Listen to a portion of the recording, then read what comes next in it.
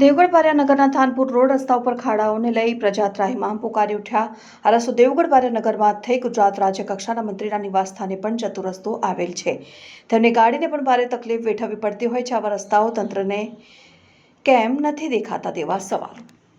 દાહોદના દેવગઢ બારિયાનગરના થાનપુર રોડ વિસ્તાર ખાતે રસ્તા ઉપર જાણે ઠેર ઠેર ખાડાઓ અને ભૂવાનું સામ્રાજ્ય જોવા મળી રહ્યું છે। ત્યારે આ રસ્તા ઉપરથી બાળકો અભ્યાસ કરવા સ્કૂલમાં જતા હોય અને ગાડીઓ તથા પ્રજાની ભારે અવરજવર રહેતી હોય છે, તો શું આ રોડ પર ભૂવાઓ અને ઠેર ઠેર ખાડાને લઈ કોઈ મોટો અકસ્માત થશે તો તેનો જવાબદાર કોણ?